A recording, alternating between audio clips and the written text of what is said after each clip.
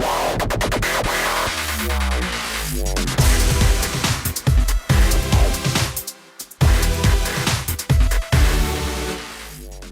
everybody, it's Monday, December 1st, 2025. Welcome to the NFL Fantasy Football Show where no part of the turkey is wasted. It's me, your man, MG Marcas Grant, joined by Michael F. Florio and LaQuan Jones.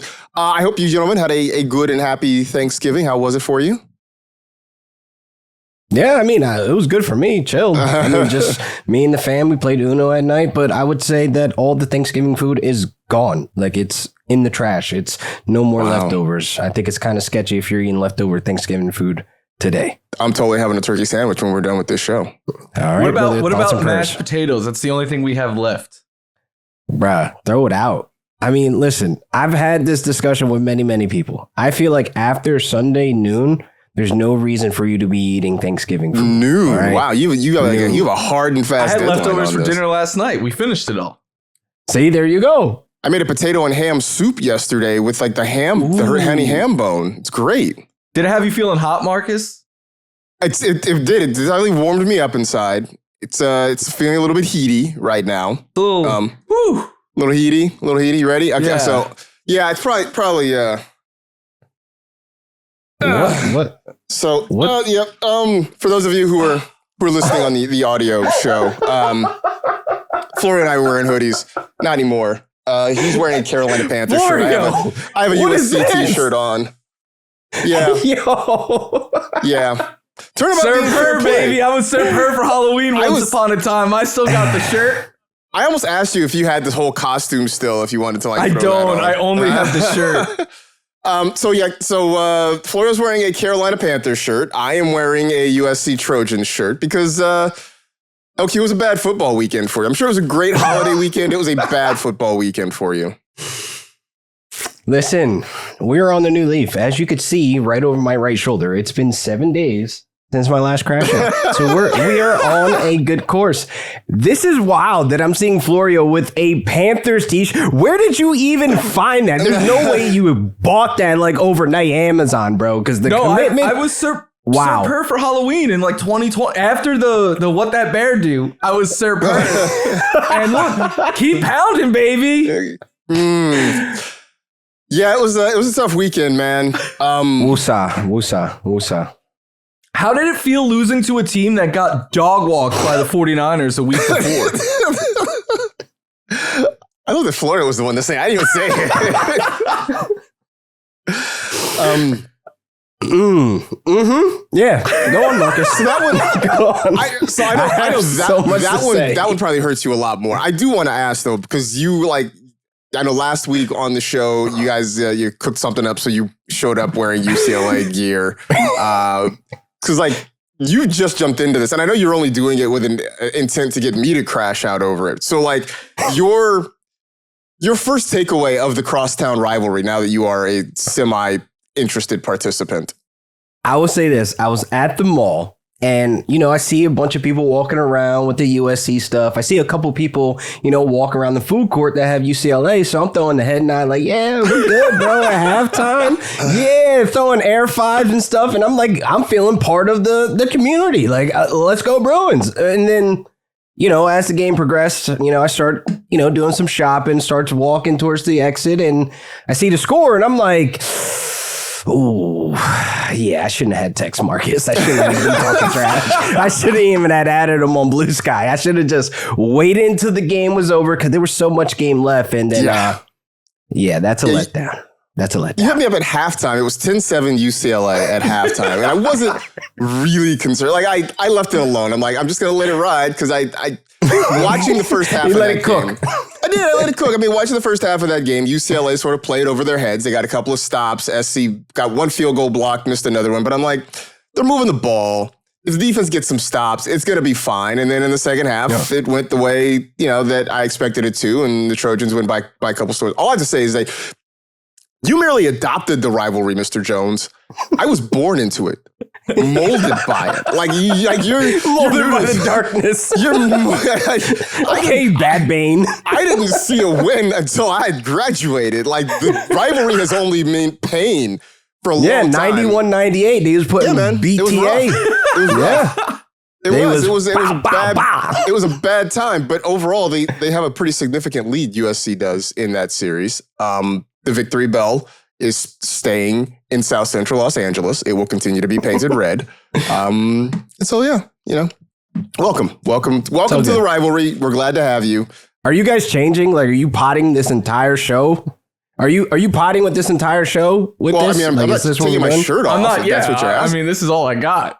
I don't want to stare at a Panthers shirt. Florio, this is insane heel turn. You're supposed to be on my side. Last week, we were turning the knife against Marcus. Now you're stabbing me in the chest with this. Like, wow. So literally, well, first of all, Stafford throws the first pick, and like we're talking in the chat a little bit. He throws the pick six. By the way, he's one away from having the most pick sixes in NFL history. Right. He throws that, and then then the chat is talking. But I won't lie, I still thought you guys were going to come back. And then it started raining, and I was like, nope, there's no chance that they're coming back because it's not pristine conditions. But I waited till it hit 0, and then I texted Marcus a picture of the shirt, and I said, I am wearing this tomorrow.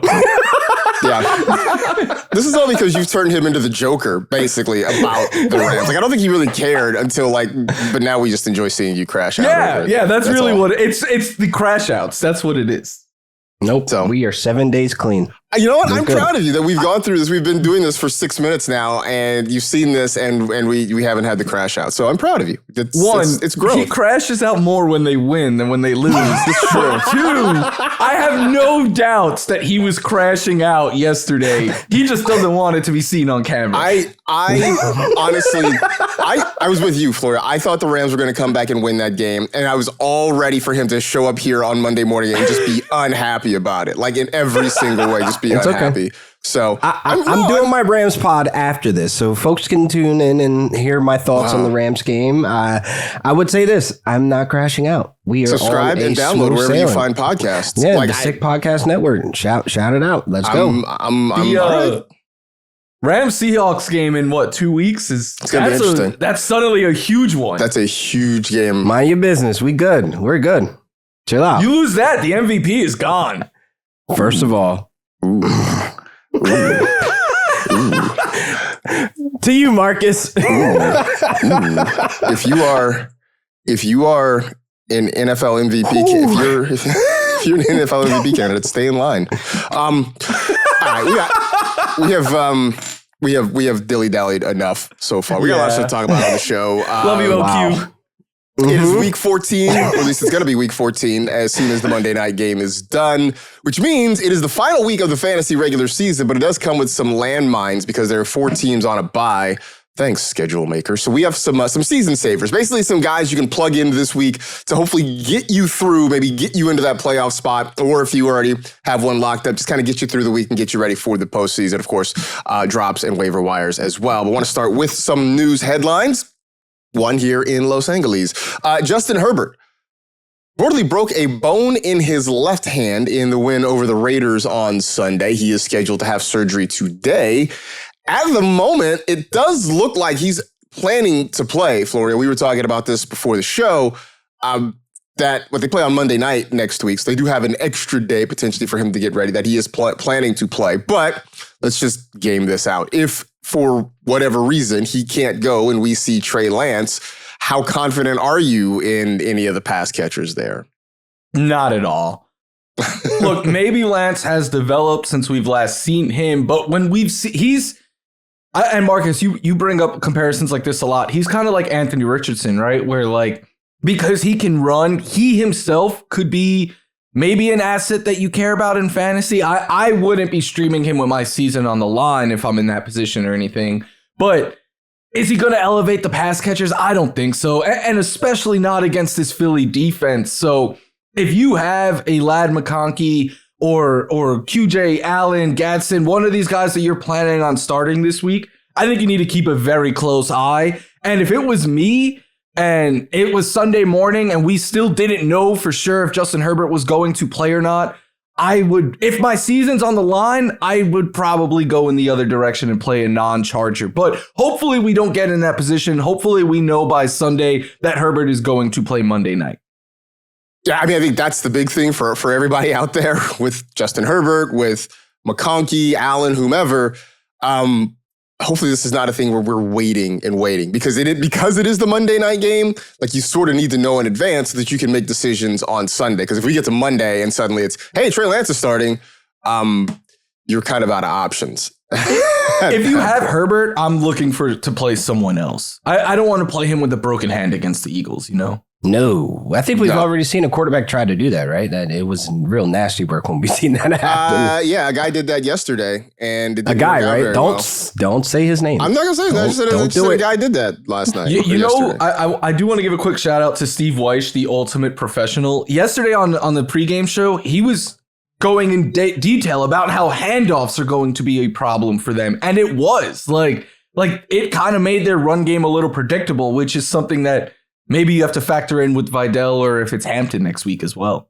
Which, side note to that, Patrick Claybon, our friend and consummate social media maven, posted on Blue Sky yesterday. How do you feel if you're the backup quarterback and they would rather play a guy with a giant cast on his hand who could barely hand the ball off? Right? Well, if you're Mason Rudolph, you got your chance. And he came in and he threw it right to the other team. Yeah, it was not great. Not great. More optimistic quarterback news. Jayden Daniels did not play in what was eventually just a wild kind of game on Sunday night against the Denver Broncos, but he is expected to play, or at least they're hopeful that he will play, next week against the Minnesota Vikings. So coming back against a defense that is pretty good and really did their best to try and keep the Vikings in the game despite just awful quarterback play. LaQuan, what do you expect from Daniels in his first game back after having dealt with a dislocated elbow? I feel like we could kind of put him in that QB2 tier of like your expectations in totality. With honestly not being clear for contact yet, we're looking at a guy that's kind of walking into a game with limited reps, limited, opportunities to get in that game speed. So I'm kind of like hesitant to throw him into starting lineups. This is week 14. If I made it this far without him as my quarterback and I found somebody that can hold me down, let's not get cute this week. Like, let's just wait and see what happens. He may not even play. This is not even something that's like in stone. Like, yeah, he's a full go because my boy, he's on the sideline. He's happy. He looks okay. But for fantasy, we're looking at, okay, well, Mariota's been doing a subpar job. Actually, I love what he did against Denver. He almost came away with a win. Why rush him back? The season's pretty much over. You're kind of just in the gutter right now. What is the risk factor versus the reward of bringing him back on the field? For what? So for fantasy, I don't even know if we even get him full capacity or even get him at all, for the next 4 weeks. Like, I look at it as like, look for another quarterback that's going to hold you down. We have plenty of quarterbacks in this show we're going to talk about that can hold you down during the fantasy playoffs. Some are still available out there. So my expectations are just like, QB2 at best. But I really don't think we're going to be able to see him. Well, I actually would think we're going to see him. I think for Washington, I think they want to put him back in. I think for Jayden Daniels, I think he wants to get back in. It's similar to what we saw with Joe Burrow on Thanksgiving night, how he wanted to be back out there and then, engineered. But they actually have a shot. Like the Bengals have a shot in the dark to shake things up. The Commanders do not. Like, are we going to repeat history, putting a quarterback in a position that is risking his health? Like, we've seen that story play out, right? Like, we've seen the same movie, right? Is this an RG3 reference? Is that what this is? Yeah, right now? Yeah. Save himself from himself because there's no reason to go back out there. For this season, that's toast. That's lost. Mariota's been working towards, I would say, a contract extension for the Commanders as a backup. I think that Mariota played well, let's just say that, yesterday. I think that Daniels probably would have turned it up a notch. We would have had a little bit more explosive plays, et cetera, et cetera. But Daniels is not 100%, and he hasn't even looked that great this season in body of work, let's be honest. Yeah, I do wonder whether or not, look, he was great his rookie year, whether or not, defense is sort of, okay, well, let's adjust to him. Obviously, the injuries have not helped either. But now I think going forward, whether it's this season or next season, now it becomes the issue for Jayden Daniels to adjust to the adjustment and see what he has, for year 3. Florio, LaQuan mentioned it. Mariota played well. He played well enough for the Commanders to get a win. They did not, unfortunately. So does this mean that if Daniels is back, we're all go on, Terry McLaurin, Deebo Samuel, Zach Ertz, like the whole 9? I think Terry is regardless of quarterback. I think Terry is back in play. I thought it was awesome to see Terry remind everyone yesterday, like, I am that dude, because I think injuries have kind of, and he got off to a little bit of a slow start, but I think it kind of stole a little bit of he is really, really good. He is their wide receiver 1, 14 targets last night. Like, I think he is back in play. Zach Ertz, it was nice to see him put up numbers with Mariota. I still think he is a much better option with Daniels. I know it's a revenge game next. Oh, no, sorry. I'm getting my schedules confused, but it's a favorable matchup, but he's not a must play for me. Debo, I think, is someone I'm going to more try to get away from.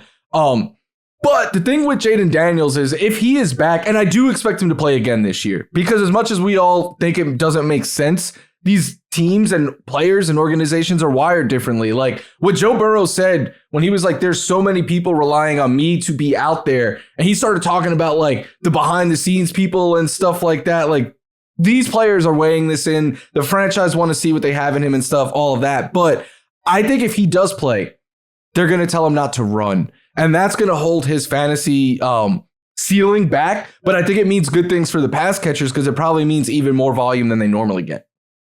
I'm very curious. You mentioned the Commanders maybe telling him not to run. And I know it's different players, different teams, but I also kind of want to keep an eye on Jackson Dart when we see him on Monday Night Football, having come back from a concussion with a new head coach. Do they sort of put a leash on him a little bit, right? And you know, how does Dan Quinn sort of navigate this too with his franchise quarterback coming back from an injury? I think that because if Jayden Daniels is not running, then he's definitely not the same quarterback that you drafted. And it's harder to make a case for putting him in the lineup. But it's also a thing we don't know until we see it, though, right? Yeah, I have him in the Fantasy Live League, and I've been riding with Jacoby Brissett since he got hurt. I've stashed Jayden, and I'm very curious to see what he could be if he plays. But like next week, I'm going to play Jacoby over him. Which, by the way, I saw this morning, Jacoby Brissett since week 9, I believe is the QB2 overall, which baller. Is wild. Brissett it and forget it. That's what it is. There it is. Over to Cleveland, Kevin Stefanski announced pretty much immediately after the game on Sunday that Shadeur Sanders will be the starter in Week 14 against the Tennessee Titans.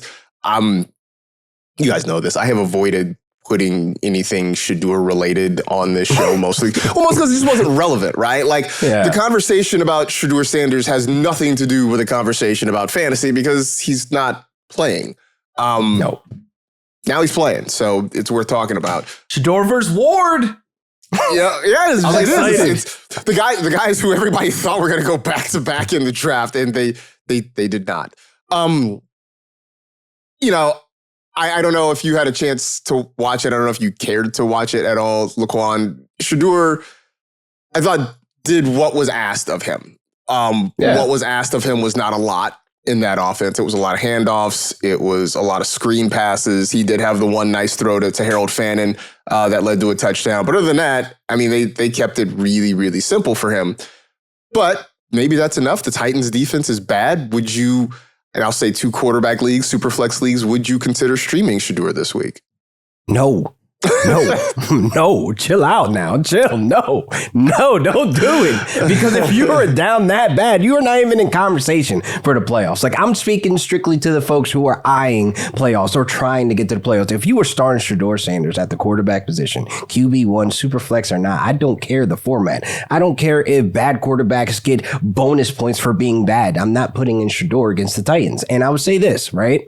He looked okay. He doesn't look fantasy relevant yet. Like, we can't be starting to put him on rosters and collecting dust on the bench throughout the playoffs. But I would say this, if he gets better pass catchers, because I know we all seen that clip of Jerry Jeudy crashing out, right? He doesn't have 7 days clean. He's been crashing out for 2 weeks now because he has the nerve to say anything to Shadeur on the sideline about this play, about him throwing the ball, right?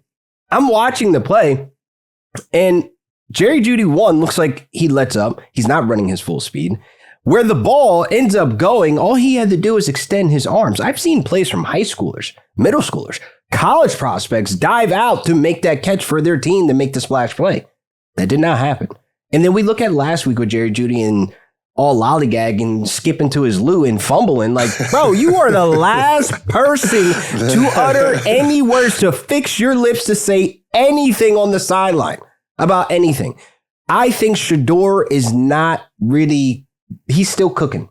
He's not ready to be prepared on the meal yet to be fantasy relevant whatsoever. And I think, Harold Fannin, he remains in that tier of like, yeah, he's him. He's going to get a lot of opportunities. They're designing plays for him. He has his own playbook. I am convinced. I do think at the end of the day, Jerry Jeudy, the Isaiah Bonds, the Cedric Tillmans, even Dame the Joker at this point, I'm not interested whatsoever. And Shadeur doesn't change that whatsoever for their fantasy upside. Okay, well then, Florio, can I interest you perhaps in a pass catcher that doesn't rhyme with Barreled Spannin Jr.? No, but I will push back that I do think they bring more potential with Shadeur than anyone. Because in the last 2 games, they have 4 completions of 30 or more yards. In the first 11 weeks, they had 2. Like, that's the thing too, is with Shadeur, I'm not saying he's setting the world on fire, but compare him to the other Browns quarterbacks this year, and he is by far the best one. And that is what to me, they're very different conversations. He is best for their pass catchers, but that still doesn't make them fantasy relevant. Yeah. You know what's crazy? He had more fantasy points this week than Lamar Jackson, than Tua, Cam Ward, Caleb Williams, Sam Darnold, and Aaron Rodgers. Shout out Shadeur. Shout out Shadeur. I'm scrolling, and you are absolutely correct. He was just a tick behind Matthew Stafford. First of all, you ain't had to go look at rankings. You ain't had to go look at that. I'm literally just reciting statistics. That's all. Next question. So let's move on. I do have some other big questions from week 13. Some of the things that I saw, it caught my eye. I kept it kind of brief, just 3 questions for this one. For you, Florio, what is more concerning over the last 2 weeks, call it? What you've seen from Lamar Jackson or what's going on with Josh Allen and the Bills? I don't even think it's close. I think it's Lamar Jackson. Look, 2 weeks ago against the Texans, the Bills got annihilated. 8 sacks. We know how bad it was. We also found out that 2 of their offensive linemen shouldn't have been out there because they weren't even cleared to be out there yesterday. So how were they cleared in game? I don't know. But Josh played well. Like, I know that first interception wasn't the best, but after that, like, he had a rushing touchdown. He had one of the people are calling it like the N1 Allen tour or whatever. Like, he fakes out Cam Hayward, jumps over him, and like, he's still looking like himself, even though the stats weren't what they needed to be, because legitimately the Bills ran for more yards in that stadium than any visiting team ever has. So literally, it was like in Madden, they kept running the same play over and over again, and that's something that Bills fans have been mad at Joe Brady for, but it worked this time. Lamar, on the other hand, hasn't thrown a touchdown in 3 straight games. EPA-wise, these are like the worst performances of his career. And on top of that, look at the defenses they have faced, right? Like, the last 2 weeks, he faced the Jets, who don't have Quinnen Williams and Sauce Gardner and stuff anymore. And then the Bengals, who everyone puts up number against. So I am very concerned about Lamar. I don't think Lamar is healthy. I think this hamstring ankle injury is hampering him a lot more. And I think teams know he cannot beat you with your legs right now. So they are just daring him to beat him with their arms. And it hasn't worked out so far. But I have this question for you guys now. Lamar gets the Steelers this week. He's had 1 good game against them in his career. Like, we know that he has had a history of struggling against this defense, but they've been a good matchup this year. Would you play Lamar in week 14 if your fantasy season's on the line, or do you sit him? Let's go, Trey Lance. Let's go. No, we're not starting Trey Lance. We're not starting Trey Lance over Lamar Jackson. Let's go, Cam Ward, baby. Let's go. We're rolling. I don't even know if I'm going Cam Ward over him. Bro, Lamar has 1 touchdown in his last 4 games, bro. No, bro. No. You're telling me you would start Cam Ward over Lamar Jackson? If I would start Alec Ironman over Jamar Chase for 1 week. Yeah, but how did that work out for you? That didn't even work out for you. It did. He had 1, like, it was like 0.1 less point or 0.2. Like, come on, bro. It was close. Also a 3-week span, and Chase was the wide receiver 1 the 2 weeks. It ended after the first week span, all right? And then they got Joe Flacco. There is the voided contract, voided deal. No, it changed up. It was Jake Browning that I had a problem with, folks. Come on, don't let them. Don't do the I Jedi think Jake mind Browning tricks. was one of those big games. But anyway. Also, Cam Ward is the Browns this week. This doesn't count as a crash. I was just making sure I was heard. I'm not playing these options over him, but if I have Jared Goff, I'm playing Jordan Love over him. Those are more realistic options. Sam Darnold. Yeah, I'd play Sam Darnold over him right now. Against the Falcons, probably. I have Lamar as a sit this week, and I've sat and looked at it for like 20 minutes, just like, can I really do this? I think I'm going to. But with the caveat of like, you have to have a good option. But like, This is your Steph Curry from the logo shot, man. Just fire it up there. See what happens. It might go in. Ravens fans hate me already, man. What do you have to lose? You got nothing to lose at this point, so it's fine. LaQuan, you sort of texted about this early in the game yesterday about how the Chuba Hubbard game is going to be coming. And I was like, of course, because we all gave up on him and said he was droppable. And then in the end, he had a nice day. So does this mean Chuba Hubbard is back? The fact that I've said that early in the game at that, like after I've seen him kind of bust off outside and get upfield and getting a couple yards, getting used in the screenplay, and then obviously he scores on that one, I was like, yeah, this is like the B team. This is what's going to happen. We're going to have guys that usually don't step up, show out. And here we are, Jalen Coker. Put that shirt down, bro. Stop it, man. How many turnovers does Josh Allen have, man? I mean, never mind. hey. I'm going to stop. It's a victory Monday for my team. Marcus, how did your team fare this week? I got a dub. I'm eating dubs over here. Manchester United got a W. I'm happy. Anyway, let's go. What I'm saying is, right, when you look at Chuba Hubbard, he is now going into a bye with this momentum. He's going to come out and feel like he can pump his chest. And we've seen this backfield change guard twice, right? We've seen Chuba get his licks. Coming back from injury, didn't work out. Rico's the guy. Rico struggled. Like, my boy had one more touch than Chuba had in a matchup where they're operating behind the same offense. They're getting the same plays, the same runs, the same looks, the same screens. But Chuba just had a little bit more chip on his shoulder. And obviously you're seeing going into this bye now, they're going to have to question and think about, like, do we keep running Chuba in the mix of Rico? Because Chuba could have the opportunity to really have that snap share split between Rico where they could be this 1-2 punch. We're seeing many leagues around, many teams running this 1-2 punch. It can work. Rico doesn't have to be a workhorse if Chuba is still able and have the capability to show that, hey, I have home run speed. Hey, I could break off tackles. Hey, I can catch the ball. So I do feel like Chuba now, if he's on waiver wires in the buy and you could stash and make the play, why not? I'm looking for all running backs that can fit into that flex option spot because I'm looking for guys that are going to give me double-digit points. If Chuba's getting more opportunities as the weeks go on, these next 4 or 5 weeks, I could see Chuba being a nice flex option, being a guy that's seeing some targets out of the backfield as well.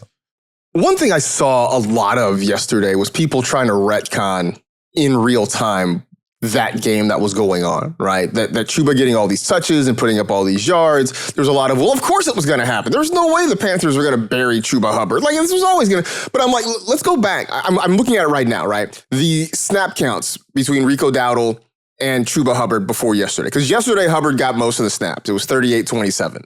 But let's look at the games before that. Week 12, 30-16 Rico. Week 11, 67-15 Rico. Week 10, 42-12.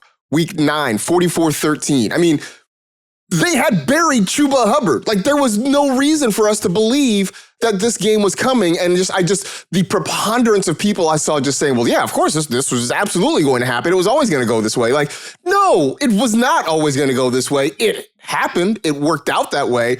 But to sit here and just all of a sudden after the previous month to be like, well, yeah, this was always in the range of outcomes, it just wasn't. Just wasn't. Yeah, I was like, Chuba's worth rostering because in case something happens to Rico, we know. But yeah, I don't think anyone saw this coming this week. But in retrospect now, hindsight, one thing I was kicking myself about a little bit today was like, we knew who Rico Dowdle was, right? Like, we knew that 5-week stretch where he was going on pace for 4,000 yards or whatever it was. Like, that was clearly not going to last. And I was kicking myself for being like, I should have been telling people to sell higher on him and stuff, but he had been thriving in this system. So, like, I think it's a little bit of a lesson learned, but anyone who's saying they saw this coming against the Rams, they're lying. Yeah, they're lying. They're lying. Exactly. That's all. Florio, who's had the bigger fall off in the back half of the season? Rome Odunze or Emeka Egbuka? I think it's Rome Odunze, even though I think Emeka Egbuka is now the one taking all the heat. Rome Odunze continues to just get a pass. And it's something I said on either Fantasy Live or this show last week. I was like, I think we need to have a Rome Odunze conversation. And then he went out and he put up 8 yards this past week. Like, he has one game with over 55 yards in the last 5. And then if you go beyond that, like, he has topped 70 yards 3 times all season. Like, his early season stretch was high volume and high touchdown rate dependent. That volume has kind of drained. The thing about Emeka Egbuka, and yesterday I was all set to make him a sit. And the more I looked into it, I'm making him a start this week because he's still getting volume. And since his downward spiral, he is the highest rate of uncatchable targets in the NFL. And watching him, there's been a lot of times where I'm like, man, he was open downfield. He could have had a huge play. Baker has missed him. I think Baker deserves more of the blame for what has happened to Emeka Egbuka than Egbuka does. But this Bears passing attack, like, they get the Eagles this week. I don't feel confident telling you to start any of them. Yeah, I think it was Denny Carter posted last night, basically that in the tough matchups, you know, Caleb has been just meh, not even that, right? I think he's averaging about 10 points or so in some of the tougher matchups. In the positive matchups, he's been great. He's averaging about 24, 25 points. You know, he did not have a great matchup against Philly on Friday. You know, he's got the Packers coming up this week. He's got the Browns in 2 weeks. So, you know, that might be your cue to get away from, you know, Odunze. And I don't think anybody's starting DJ Moore at this point. If you are, I feel sorry for you. You know, and lean on like DeAndre Swift and Kyle Monunga a little more. I know Caleb is like a QB1 in fantasy points wise, but his floor is a week losing performance. Like, if he gets you 10 points, like, you're going to lose that week.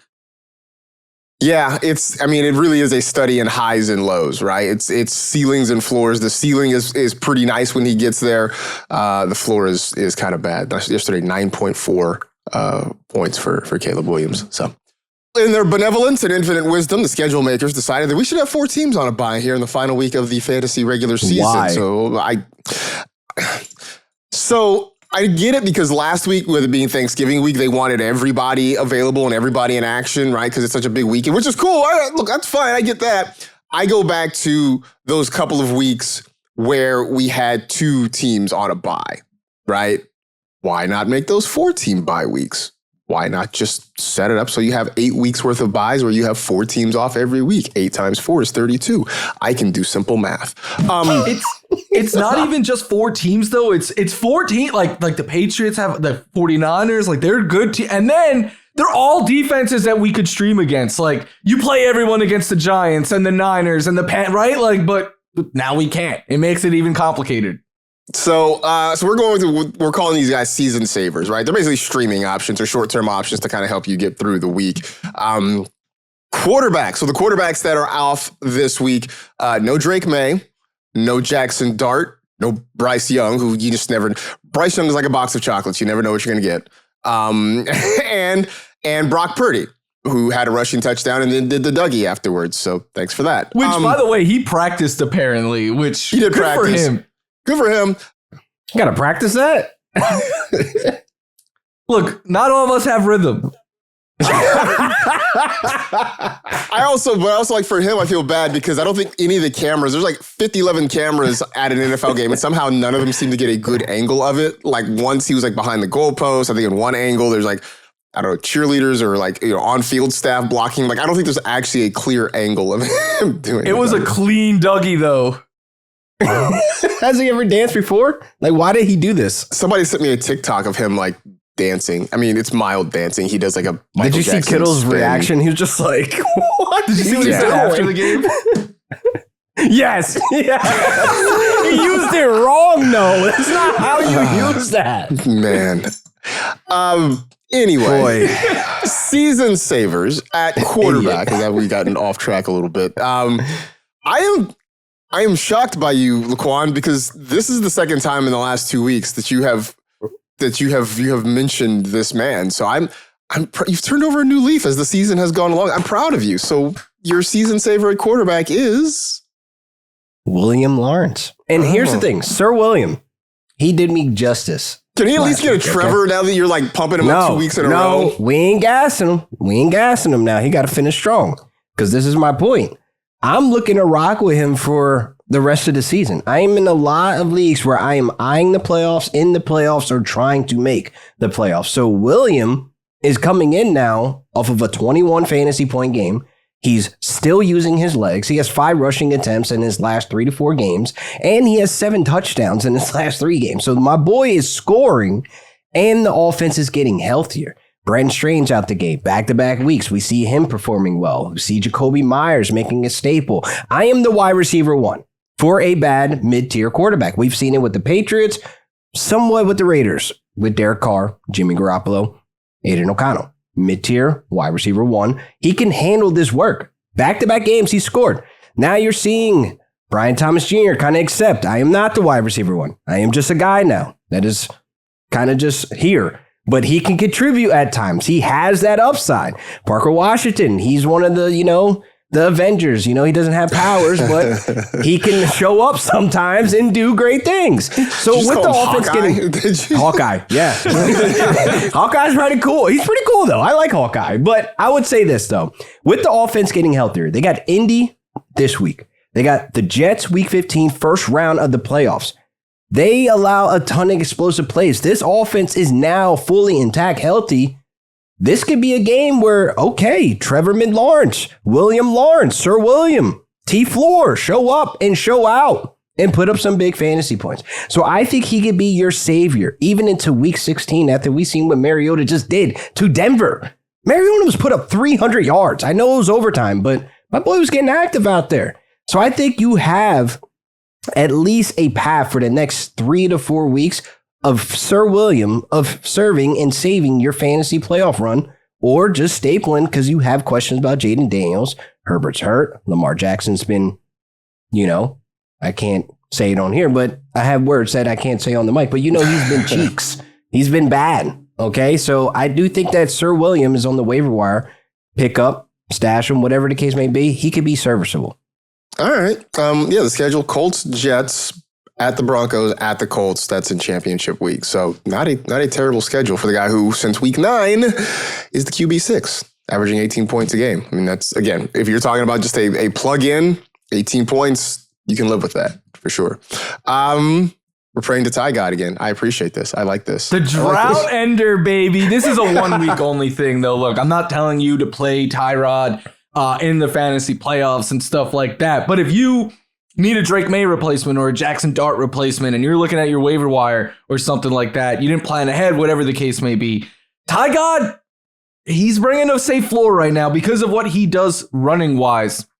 44 rushing yards and a rushing touchdown this past week. The Jets quarterbacks routinely run for 40 plus yards. It was Fields. It was Taylor. That's just something that has been in their game and that I think you need to factor in when talking about the fantasy outlook. And then he's cooking a little bit more with his wide receivers, right? It had been John Mechie up until this point, but then yesterday we finally saw the downfield prowess of Adonai Mitchell kind of connect, and that adds upside because 2 weeks ago, Tyrod was taking his shots downfield to Mitchell. They just didn't connect. So he brings some upside there as well. And on top of it, it's the Dolphins, right?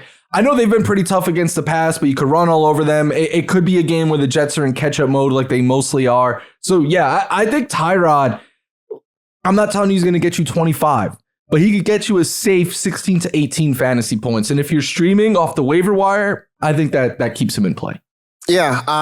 Again, when we're talking about just streaming guys, that's what we're hoping for, right? If they somehow explode and you get 20, 25 points, great. But I think for these guys, it's just, hey man, just keep me in it and allow some other guys on my team to sort of fill in the gaps. And so that's kind of how I landed on Tyler Shuck. Look, it wasn't bad. Wasn't bad yesterday. Ew. He got you almost 18 points yesterday. He got you 17.3. He did. It's doable. He got you almost 19 a couple weeks ago against the Panthers. It's about exploiting matchups. And lately, the Buccaneers' pass defense has not been good. Now, the Bucs can stop the run, which is fine because the Saints can't run the ball anyway. I mean, even against Miami yesterday, they could not run the football. Like all those Devin Neal dreams that people had over the week, they went poof. They all went poof against that bad Miami run defense. So it doesn't matter that they can't run. The Bucs give up yards through the air, and Shuck might get out and run a little bit.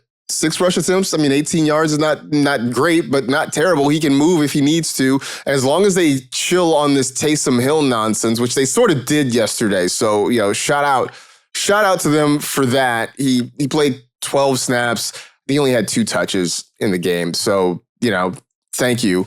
As long as we can calm that nonsense, the matchup is good. And I mean, again, with Shuck, I'm hoping for, I'm expecting 17, 18 points. That's what I'm hoping for. And if that happens, then hopefully I can fill in the rest of the way and make it work with everybody else on my roster. So free Spence. Free Spence. I mean, look, I think Spence is spent there in New Orleans. I think I like what you did there. I think it's done there for him. Running back, some of the running backs that are off this week: Christian McCaffrey, most notably, Travion Henderson. Some combination. Well, both Rico Dowdle and Chuba Hubbard are off. Tyrone Tracy, Devin Singletary, if you're into that sort of thing. Shirt down. They're all. Every time a Panther gets mentioned. Every time there's a Panthers reference, Florio lifts up the shirt and reminds LaQuan what he's wearing. LQ, what is your running back season saver for this week? Kamani Vidal, all right? Why do you say so sadly like that? Because I had to calm down, man. I'm trying to keep the 7-day crash out. My guy wearing a Panthers shirt as a Bills fan where Josh Allen has been hard to watch play football these last couple of weeks, but I'm going to let you live because they winning games. Bro, I cannot watch a Bills game like, yo, what is Josh doing? But we'll have that side conversation later. Kamani Vidal. I think folks are a little bit scared and hesitant about stashing him, holding him, or even starting him at the flex tier, right? I would say this.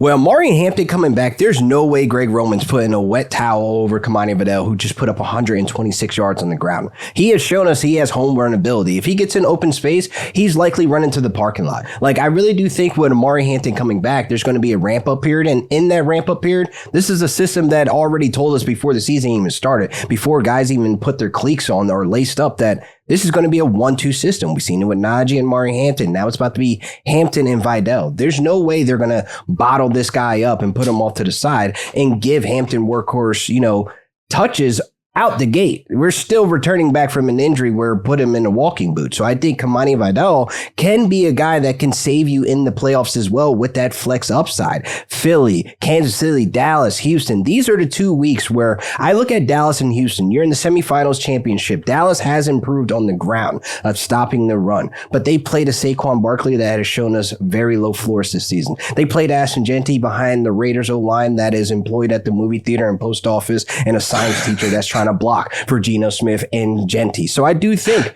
there's upside there. There's upside there for Kamani Vidal still having impact in this backfield in a 1-2 punch with Hampton. You said science teacher. Bro, who do they have out there? I know. It reminded me that the guy who was like our head football coach when I was in high school and also a PE teacher, his name was Sweatfield, which I'm like, that's the perfect combination of name and job. Shout out to Sweatfield, man. Hope he's a fan of the pod. Shout out, Mr. Sweatfield. I don't know where you are, what you're doing, but I hope you're well, Mr. Sweatfield. Sorry, Florio. Who's your running back for this? To answer the question from earlier, Josh Allen just being the fantasy QB1. That's all he's doing. 40 points more than Stafford. Just saying.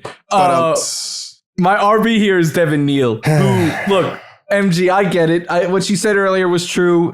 He didn't live up to the expectations that we had for him, but he did give you just about 10 PPR points, which is a safe floor, I would say, if you're looking to stream. But the reason I like him this week is we've seen the Bucs at times struggle against the run this year. They've allowed a lot of yards before contact. They've allowed a lot of out wide runs. But more than that, they've allowed the most receiving yards to running backs, both this year and in the last 5 weeks. So this has been a problem for them all year long. So the Saints likely going to be trailing against the Bucs. I wouldn't be surprised if Devin Neal has, something like 5-6 catches in this one. And if he does with the, 14 carries he had this past week, we could be looking at something like 12, 13, 14 fantasy points. And again, that's not a week changer, but if you're just looking to plug someone in that you can grab off the waiver wire, that's pretty rock solid. So I think he's more of a floor play, but I do like him this week in this matchup. I do think the usage does, at least give you reason to believe, right? I mean, 80% of the snaps on Sunday, Evan Hull barely there. Audric Estime was pretty much just a special teams usage guy. So him being on the field is step number one, and he was on the field a lot. And so I think that's sort of reason to kind of be optimistic. This is all if Kamara's out again, if right, obviously. If Kamara plays, then we scrap all this and we come up with another plan.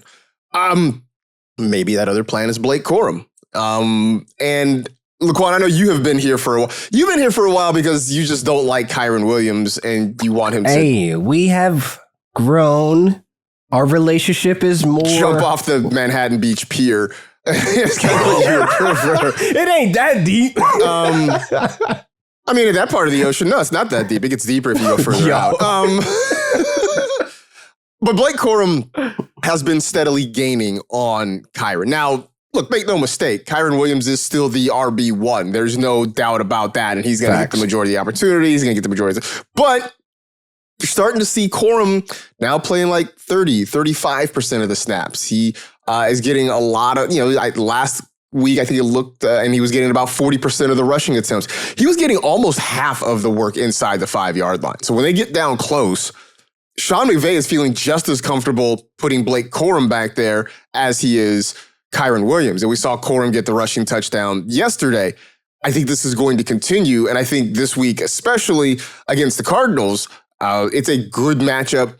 I would say this, if you don't have Blake Corum, I'd go get him. And I would just hold on to him through the rest of the fantasy playoffs just because of the way the Rams are using him. That's going to make him viable. But I do especially like him this week. And understand, look, he's not going to get a ton of touches necessarily.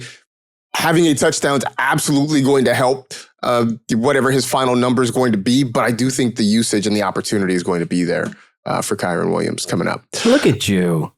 I love that for you. I say this all the time. I can say nice things about your team and it doesn't give me indigestion. Like, it's fine. I can say nice things about your team players. I just hate your team. You can't even call Brock Purdy by his actual name. Because he is kind of turdy. I mean, I'm just saying. He's been turdy as of late. Wide receivers. Some of the receivers that are going to be off this week. Back weeks. Maybe that's a measuring stick. Here we go. There we go. Some of the wide receivers that are off this week. Teneroa McMillan, who continues to ball out. This guy's good. He has surpassed Emeka Egbuka. I know the highs haven't been quite as high as Egbuka, but the overall has been more consistent week to week for McMillan. But he's going to be off this week. Name a Patriots wide receiver. Stephon Diggs. Sure. Name a giant. Wan'Dale Robinson's off this week. Juwan Jennings, who might need to ice up after the last couple of weeks. Everyone hates him. He's hey, look, man. He rocks in the same area as Draymond Green. Maybe something rubbed off. I don't know. They live in the same geographic area. Maybe they're trying to do the whole same thing. I don't know. Anyway, wide receivers. LaQuan, who do you got? I got Jayden Higgins, man. And I will say this last month of football with him, man, it's just been reassuring, right? Because I was high on him this summer. Like, I had him in my top 5 wide receiver prospects. I know this dude can ball. Like, I think he is a prototype of Nico Collins, and that's exactly how they're using him in Nico. In these last 4 games, 50 yards per game, 12.5 fantasy points per game. He could be relied on to have volume strapped to him. The yards are upside there for him because he's a big play type of wide receiver, just like Nico Collins. I like the motion that he has going on right now. This is with CJ Stroud and Davis Mills. So it doesn't matter of who's throwing the ball back there. It doesn't matter, the connection and chemistry timing he's had with Davis Mills, because we're seeing him really put guys to the side. When we get to our drop zones, there's a wide receiver that no longer needs to be rostered. Like, I've looked around a lot of rosters in a lot of leagues. I'm like, why is this guy still rostered with Higgins balling like this. So I think he has that flex opportunity to be a guy you could rely on off the bench. Like, hey, I'm a little iffy this week about QJ. Let me go ahead and put in Higgins. Like, I really think that when you have guys that are questionable and then have guys like Jayden Higgins on the bench, you're really grateful for these guys that can come in, show up and show out. Yeah, I mean, I just think it's been a slow uptake, I think, for everybody for Jayden Higgins, just because he hasn't had that huge blow up game, right? Like, you look at his stat lines and they're steadily progressing. They're steadily getting better and the target share is going up. But, especially in the midpoint of the season and in an offense that hasn't wowed us, I think you need that blow up game for a guy to break through the fantasy consciousness, right? Because Chiefs, calling it Chiefs. Maybe that's his announcement to the world, right? Calling it. But I do think there's something there, and they are starting to work him in, and he's starting to get more love and get more production. But yeah, I don't think it really breaks through until either he's in an island game and people can see it, or he just has that game where he goes for 112 and a touchdown. Or Sunday night, week 14 versus the Chiefs, 8:20. Who you got here, Florio? Alec Pierce. And I have no idea why Alec Pierce is only just above 40% rostered on NFL.com leagues. I'd argue that I won't say he's the wide receiver one there, but it's getting close. Hey, whoa. I like Alec Pierce. I mean, he led them in receiving yards last year. He's leading them in receiving yards this year. Like, he might not have the reception numbers that Pittman has, but the upside is high. Like, Pittman was clamped yesterday against Houston. You know who wasn't? Alec Pierce. He had 78 yards, a touchdown, gave you 18 fantasy points. And you look at the Chiefs, he struggled against. So did Pittman. Then they had their bye before that. But before that, 2 games where he topped 17 fantasy points. Like, the floor has been elevated. The ceiling is still really high, as it always is. And then this week, he gets the Jaguars, who have struggled all year against out wide receivers. They've struggled all year on the deep ball. I know they're playing better as of late, but that is still a weakness for them. I think Alex Pierce I think both him and Pittman are starts this week. But to me, he is someone you could start with confidence. And yet he's still out there on waivers in almost 2/3 of leagues on NFL.com. It needs to be way higher rostered. Yeah, I mean, I think he's another one too, right? I mean, he's had some of those big games, but for whatever reason, it hasn't broken through. I think we think about that Colts passing game. It's like, yeah, well, there's Tyler Warren, and then we still think about Michael Pittman. But I think Alec Pierce, outside of the nerds like us, just hasn't really hit.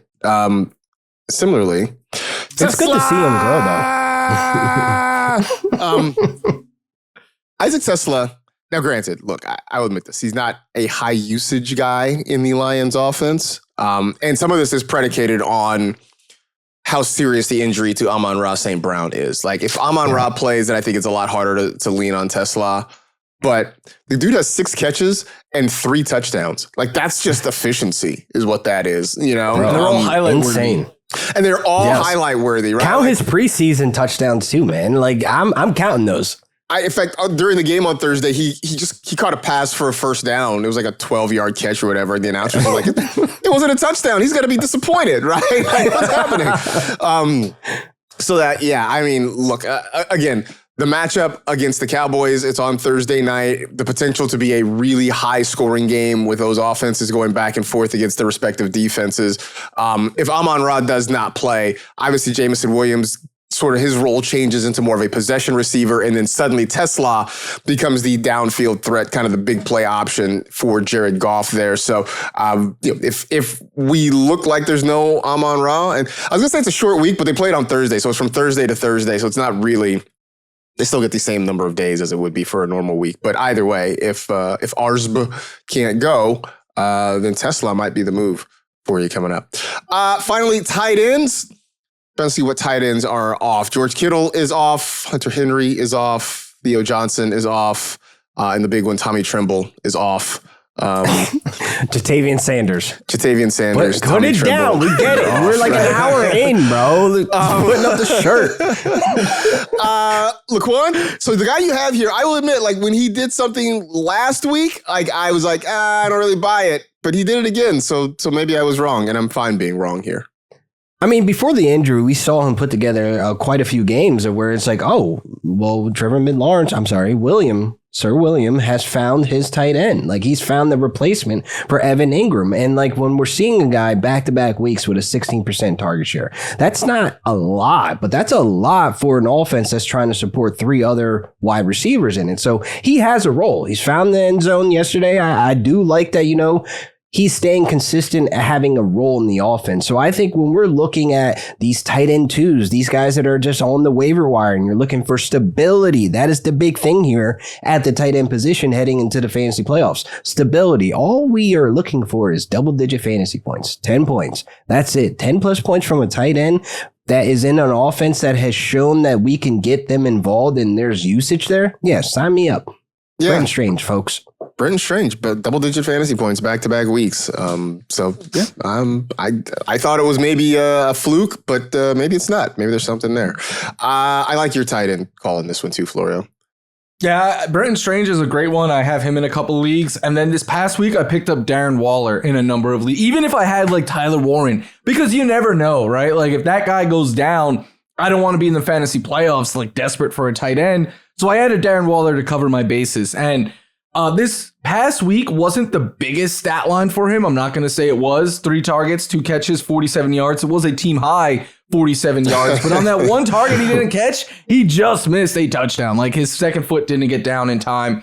But he remains, when healthy, their top option in the red and end zone. And now he gets the Jets this week, who, 1, have struggled to keep tight ends out of the end zone this season, and 2, just got absolutely cooked by Kyle Pitts and Kirk Cousins this past week, even though they won the game. And then after that, the fantasy playoff schedule is the Steelers, the Bengals, and the Bucks. Like, Darren Waller is someone that you could stream in each of those matchups. And to LaQuan's point, right? Like, you just want 10 points out of a streaming tight end. If Darren Waller scores a touchdown, he's 60%. If you count the catch, he's 70% of the way there on just that one catch for the 6. So he always has a chance of breaking that number. The only concern is, can he stay healthy for 4 more games? Because we never know. Which is a concern.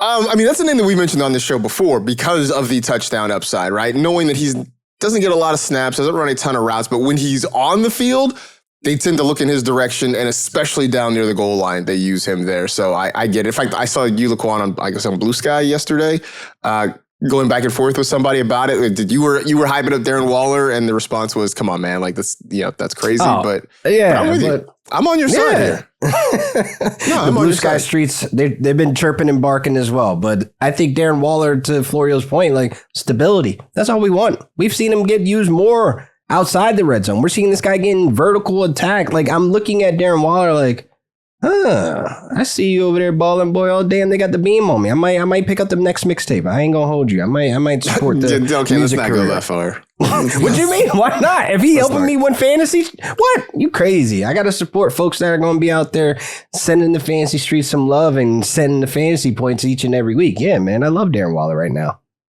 All right. Well, let's do a review of the mixtape then. When you get it, you can. Okay. Well, we'll set up a segment on the show. You can review Darren Waller's mixtape. Okay.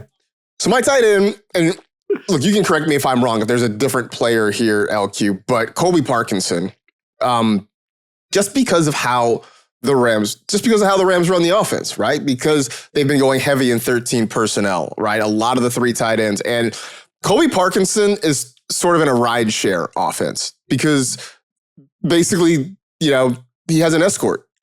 They're running a ton of tight end screens. I don't even care how they're doing it. The fact that they are doing it, right? And he had 5 targets yesterday. He had 4 catches for 27 yards. Maybe it's not super exciting, but a big part of this offense when it is going well. And look, they just were kind of disjointed on Sunday against Carolina.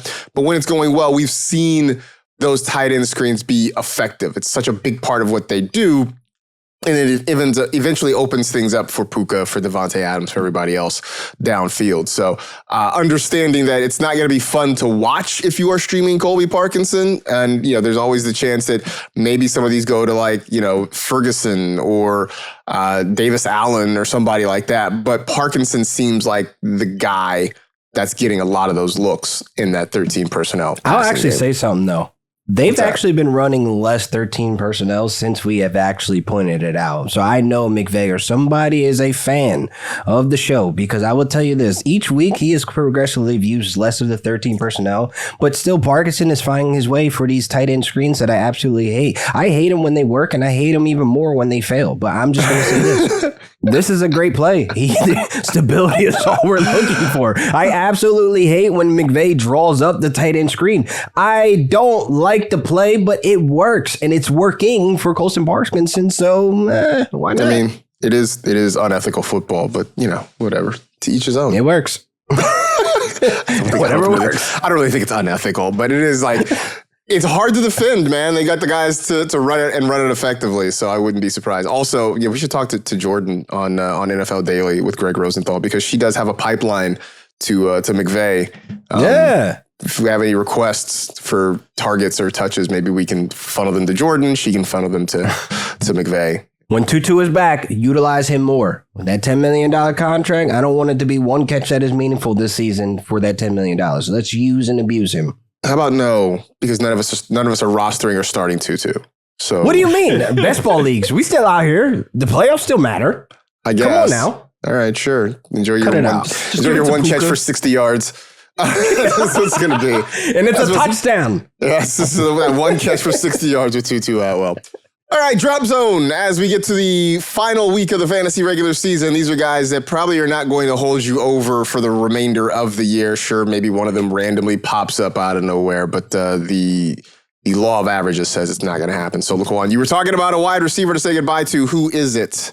Christian Kirk. Goodbye. I mean, 0 opportunities yesterday. I mean, he played 46% of the snaps, 17 routes ran. He's out there just running cardio. He's jogging, hands in the pocket. I don't think that we're actually identifying that Jayden Higgins has taken over that role as well in the slot, because him and Nico are flip-flopping, versatility in both of them, in and out of that slot, playing out wide, where Christian Kirk is left with his hands in his pocket like, oh, I'm just a guy here. So it's pretty much over. 15 yards per game in the last 4 games, where you have Jayden Higgins in the last 4 games being targeted on 29% of his routes. Alpha mentality, man. He's got to get out of the way. I kid you not.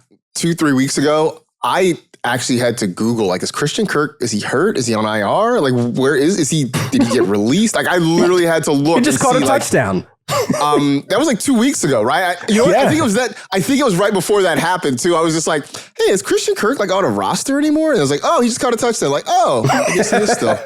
It really did. It really was like that. And you're like, you said he's averaging 15 yards per game. Yeah, that's what that game against Buffalo where he had 54 yards. Oh my! Gah.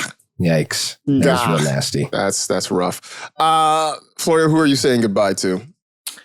Would 9 targets, 5 catches, and 20 yards be a good game? No, it would not. What about a good 3-game stretch? Because that's Ricky Pearsall's last 3 games. Like since he's returned, it's just not happening. And look, I still think there's talent there with Ricky Pearsall, but Juwan Jennings is clearly getting volume over him. George Kittle is clearly getting volume over him. And the thing that I don't think gets factored in enough when talking about 49ers pass catchers is Christian McCaffrey. Like, he is the most catches by a running back at this point in the season ever. Tied Austin Eckler's record. Like, he is a wide receiver 1.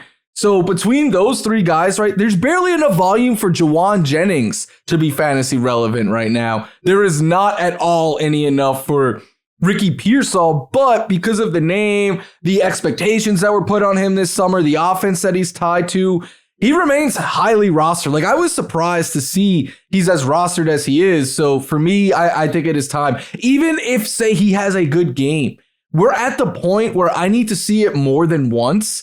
And there's 4 weeks left of the fantasy season. So I'm not going to trust him with my season on the line, because pretty much we've reached that point. Maybe you have next week clinched, but after that, everyone's season is week to week. So yeah, I'm not risking it with Ricky Pearsall. I think the reason he's so rostered is because he got hurt and people stashed him, waiting for him to come back and sort of hoping because like before he got hurt, he was playing well. Yeah. Those first 4 games, he 2 played pretty well. Games. Yeah. And one of them against the Seahawks. It hasn't happened since he's come back. Yeah, it's bad. So maybe you can move on here. A lot of people still holding on to J.K. Dobbins. I saw that he was like almost 68%, I think, rostered in NFL.com leagues. And it's just, you can let it go. I think the report was, if the Broncos make the Super Bowl, he has a chance to come back. Well, that doesn't help you at all at this point. And so it's just right now, it's sort of housekeeping, right? You go through, you're just cleaning things out on your roster, cleaning out space, opening up, making room for other guys that can actually be contributors to you for the rest of the season. And so J.K. Dobbins, hey, man, he did a lot for your fantasy rosters when he was healthy and ready to go. That's been a few weeks. But even before he got hurt, the decline was sort of coming.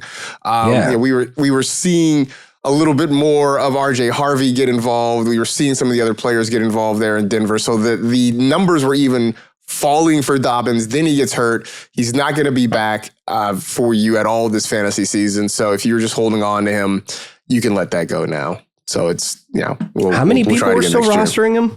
I think I saw like 65, 68%, something like that. Yeah. Those are the stands out there. Like, I feel like his stands are a lot stronger than Flash Gordon when we were like, oh my God, he's back in the league. Nothing will beat the Josh Gordon. Bro, you can let it go. Like, I just let go of my soccer cleats from high school that I wore the total 90s. Like, I can't fit them anymore. So why do I still have them? I have great moments, great goals in them, but like, for what? They're run down. I mean, one of the shoes are talking to me. That's how J.K. Dobbins is on rosters right now. Get rid of it. Just drop him off. It's cool. Let it go. Oh, man. Were they Adidas, Puma? What were they? They were the total 90s, man. You remember those old soccer cleats and those old soccer commercials that Ronaldo and Ronaldinho used to wear? Come on, man. Total 90s? Oh, those are classic cleats. They are. Florio, you don't know. Yeah, it's all right. I don't know anything about soccer. I got you. Anyway, so if you're dropping guys, chances are you're going to be making moves to add guys. Florio, who's on the waiver wire this week? Jacoby Brissett, because I don't know what more he has to do for people to add him. It's still like 60% available, and it's like a personal thing with me now. Like, add this guy already, so I have to stop talking and telling you to add him. We spoke about Tyrod Taylor earlier. Marcus, you talked about Tyler Shook. I also think Tua Tagovailoa is in play as a streaming option this week against the Jets. Running backs, I think Chuba Hubbard needs to be picked up if he was let go. LQ's boy Chris Rodriguez has taken over there in Washington as the RB1 and looked the part. Devin Neal, we spoke about him. Blake Corum, Marcus touched on him.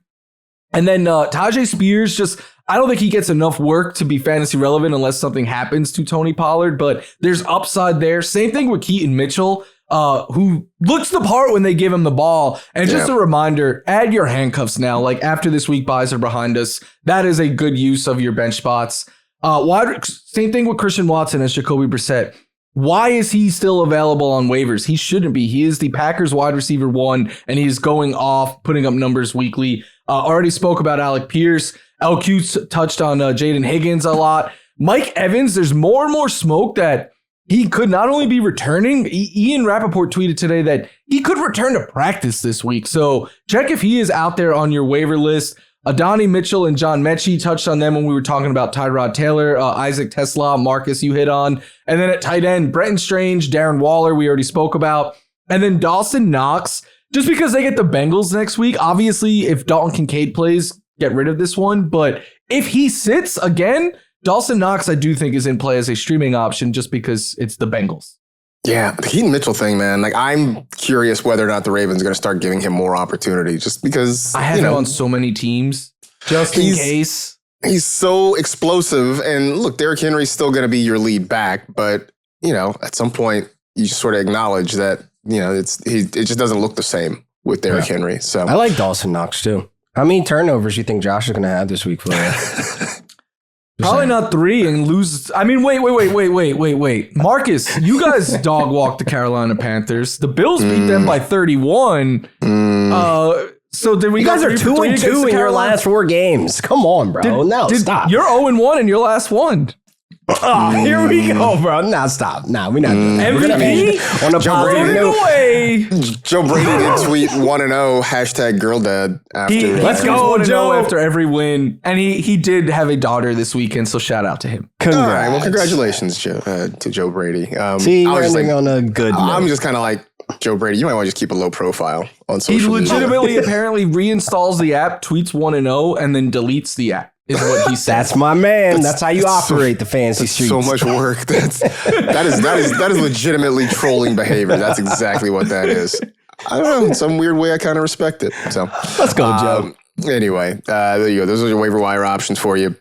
Go out, add some guys, get yourself ready for what is the biggest week in the fantasy regular season because it is the final week in the fantasy regular season. But in the meantime, that'll do it for this edition of the NFL Fantasy Football Podcast. Stay happy, safe, and healthy. Do good and live well.